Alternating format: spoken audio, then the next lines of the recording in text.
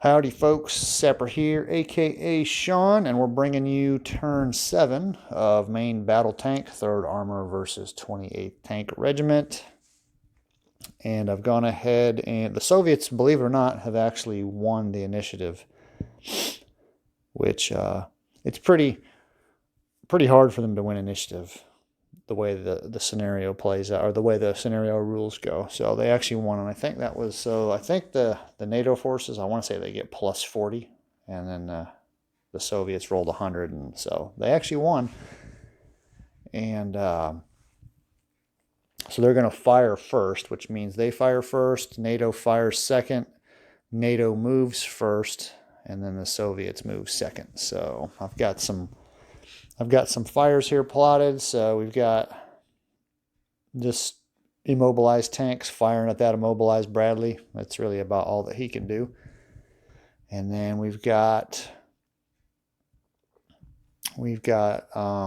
this platoon. There's 2 tanks left in that platoon. Let's see, let me move that back over here. So firing at this one of Jack's Bradleys over here. And then lastly, we've got this tank up here who's firing at this Bradley way over here. So there's some pretty long shots going on right there. You can kind of see from some of the tokens. Now, normally these tokens aren't revealed until you use them. So if in the fire phase, you're only going to reveal the guys that have fire or fire short halt tokens. You only reveal those tokens. The move tokens and the Overwatch tokens, they would be face down if you're playing against another person. So that way there's a little bit of, it's the fog of war, right? But since I'm playing by myself or playing against myself, there's not really a lot of fog of war other than my terrible memory. So that's pretty foggy sometimes. So let's go ahead and we'll go ahead and roll. We'll go ahead and roll. I've already got the ranges and then the percentages already rolled up. So we'll go ahead and roll and see what happens. So let's see, what do we've got right here? We've got 63% chance. And it looks like an 86. So there's a miss.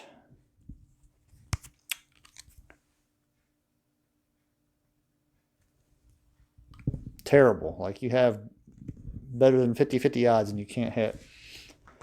And then that one right there, that's a 30% chance just because the range is so far. And he's got the short halt, which means you're going to shoot and then move. So it's basically like an unprepared shot, right? Like you raise your rifle and you shoot before you have a chance to develop a stable platform or whatever. So that's kind of what that represents. So 17, look at that. So that's a hit. That Bradley is probably toast.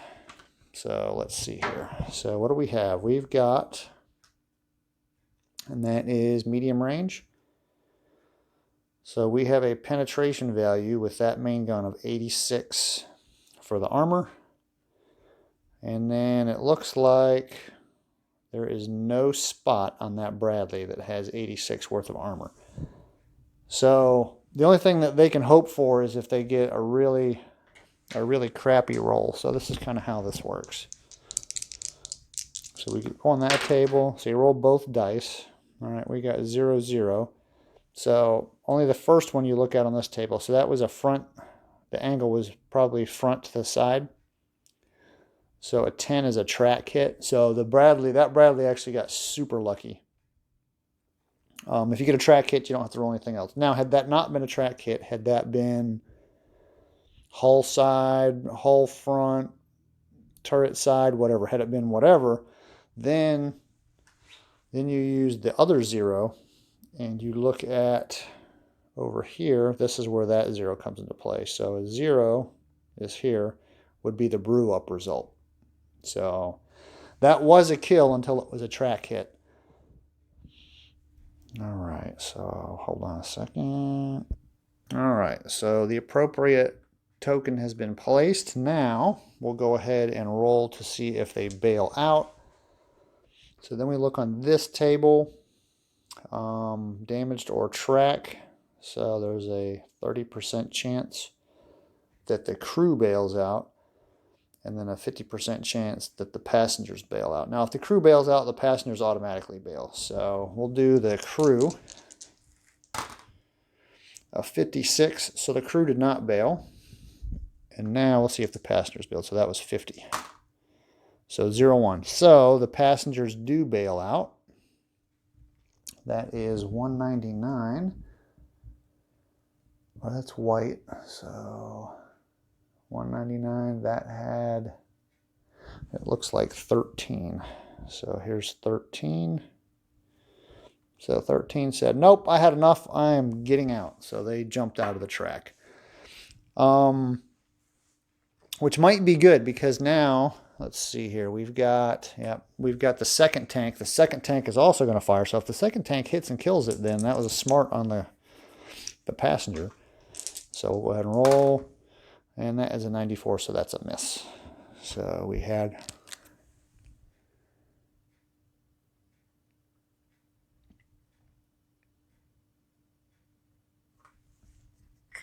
There we go. So we had a track and a miss. A track hit and a miss.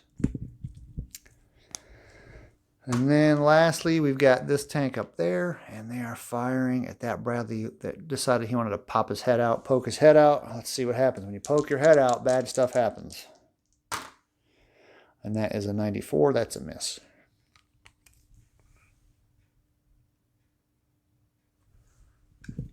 There we go. So now what we'll do is, now that the Soviets have done all their firing, now NATO's going to take their turn, so I'll go ahead and get all that set up, and then we'll see you back. All right, I went ahead and plotted. There wasn't a whole lot. A lot of these guys have Overwatch, and I'm just waiting. NATO's going to wait until some of these guys move. Like right now, these hedgerows and light woods are blocking these guys, so we kind of figured they're going to push up. So as soon as they pop around this corner right here, I'm going to blast them. At least that Bradley's going to try to. And I think, well, this guy... Oop, can't see it. He had an Overwatch token, so he revealed it, so he's done. So that Bradley's going to return fire, but he's going to try to shoot that tank. This guy's not going anywhere because he's immobilized. But this guy, I want to get him, and that'll kind of stall. If we can hit him and either immobilize him or kill him, that will stall the advance, because then the only thing that we'll have left here is just 2 BMPs and infantry. And it's going to be tough for them to do much up there. I mean, they'll still be important, but it'll be tough. And we've got this Bradley here. He's going to shoot one of Rob's guys. And then this guy's going to return fire here. Oh, I didn't write all that down. So that is going to be short, and I think... yeah, it's going to be same, 49. It'll be the same as this guy. And then that Bradley is going to shoot at that tank. He's going to return fire. So here we go. Let's see here. So 63% chance here.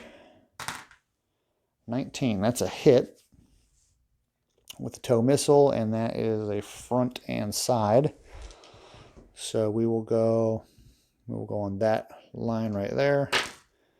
So an 8 and a 7. So an 8 is a hull side hit, and the asterisk just means if that vehicle was in a hull down position, like you could only see the turret, then I think it's a miss. Yeah, that would be a miss. But he's not hull down, so that doesn't matter. So there was the 8. Now the 7 with a tow missile. 7 is a brew up result. So now we have to look, and I'll have to go over here. All right, so what did we say? It was a hull front. So hull front on a level shot is 95. A tow missile has a penetration value of 180. So a 95. We go here, and we have chemical energy 1.5. Yep, hull front has that. The colors match. So it has a chemical energy of 1.5. There's no 95, so we do half. So that's 135. So the tow missile can penetrate that, because it has a penetration value of 180, but we also have explosive reactive armor. So what we do here is now we take that 135 and we go to here 130 and we go across, and explosive reactive armor is 210. So it can defeat that warhead, but we have to roll here. If we roll a 7 or less, then the explosive reactive armor actually works. So there's a 7. So the ERA worked. So that tank, this tank here, is safe. So we have a hit ERA. We'll put that on there. So the explosive reactive armor saved that tank. And that's exactly why the Soviet Union developed explosive reactive armor.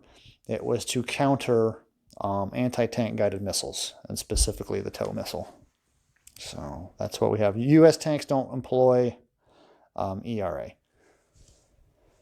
All right, who else do we have? Oh, we got here. So now we'll just go ahead and do the same thing here. So we needed a 49. That is an 80, 83. Not good enough, so miss. All right, and then we've got this guy here. He's going to shoot over to that guy, so another 49. 66, that is a miss. I don't know how some of these guys do this one-handed. It is very tough. Of course, I probably should just use the tripod, but I find it easier because I move around so much. I find it's easier to actually just hold on to it. I just fold the tripod legs up and use them like a handle. And then last but not least, that's also 49% chance. Let's see. And we've got a 19. So now we'll do the same process that we just did. So we have a 95. So that is a front shot. Let's go. Where do we have? So that's a front. And as you can see right there, a 9 is a hull front. Hull front is, that's a 9. So it's the same thing. So we can penetrate the normal armor. And then we've got the explosive reactive armor. So if we roll a 7 or less, then the ERA works. And that is a 4. So again, the explosive reactive armor,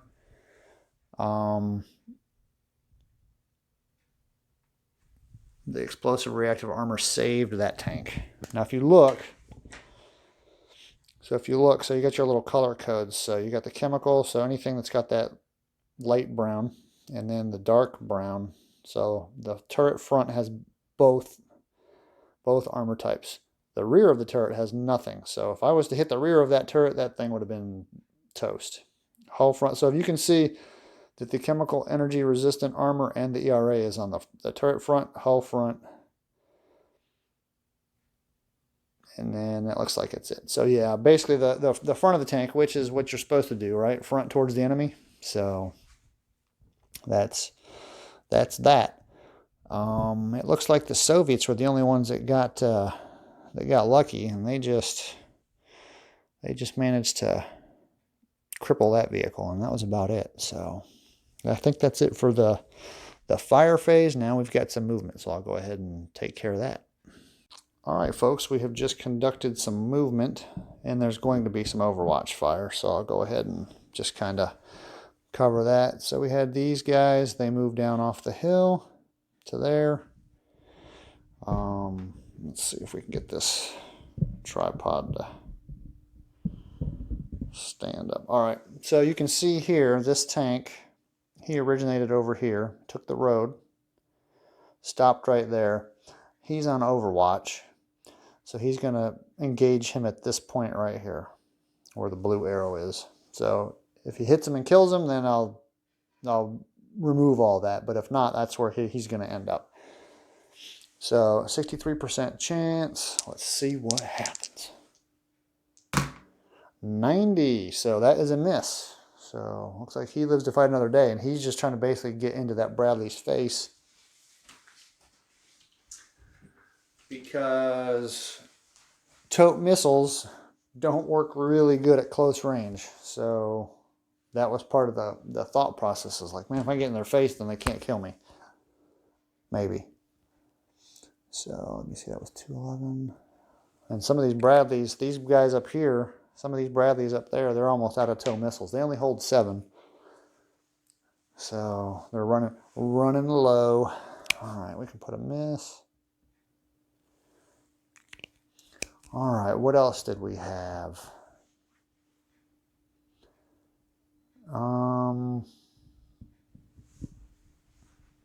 So we had that Bradley was in this hex. He just moved out of the way. So you can't really tell because some of these hexes are pretty crowded, but there's a wall right there. So basically he just moved forward, got out of line of sight. So basically all these dudes, all this stuff coming up this way, can't hit them now because they can't see in there. Yeah, that's the problem. I mean, the hexes are big, but the tank counters are big, and they basically hide and obscure everything. And then this Bradley just moved back 1. He backed up, so you've got this group of buildings, this hex of buildings is basically kind of providing cover from that direction. All right, let's see what we've got over here. Let me back that up a little bit. I'm trying out the tripod now. I just said in the previous segment, I was like, I like to hold the camera. But now I'm trying the tripod. The angle doesn't look too bad. So this headquarters section, they moved up. So the important thing about this headquarters section is right there. That you can't see it. So you have that. Oh, come on, focus. There we go. It's called an AVLB, which I used to operate one of those in the U.S. Army. It's called an Armored Vehicle Launched Bridge. So basically, it's a bridge layer tank. And the reason I'm keeping them in the rear is I don't want that bridge layer tank to get destroyed, because this river here is impassable. There was a bridge that got blown up here. There's a ford site which you can use, but you know, that's kind of tough. But then you have this bridge and you have that bridge that could possibly get taken out if we call in artillery fire. But I have the AVLB to possibly bridge rivers. So I'm kind of keeping them in the reserve. And that's usually what, in real life, that's at least how the U.S. Army kind of operated, was keep the AVLB in the back until they're ready for it. And then the AVLB pushes up to the front. Hopefully you have cover, or you have Overwatch provided by all the tanks. These 2 tanks, this is the Hunter platoon. The remaining 2 tanks of the Hunter platoon. They are going to, let me see. One of the tanks, I think it's the one that was on top. That one will encounter Overwatch fire at this point in time. From, you can barely see it over here. So these tanks are both on Overwatch. So 50% chance. Let's see if we hit them. And you can't see that, but 92. So it looks like the Soviets got super lucky. So that's a miss. The Overwatch fire did not work. So basically what these 2 tanks did, there's a gully right here. That's what that dark green feature is. And then you can see it right there too. You can see a little bit better. So they went down on the gully. The gully is, its height is -1. So basically they cannot be seen in that gully right now. So both of these tanks are in a low position, and they'll probably pop out right here just to get a little bit closer. It got them out of the line of fire of a lot of stuff. You can see the red platoon. They moved up. Let's see what else we've got. And then it looks like we're taking this hill right here. Ryan's losing his hill.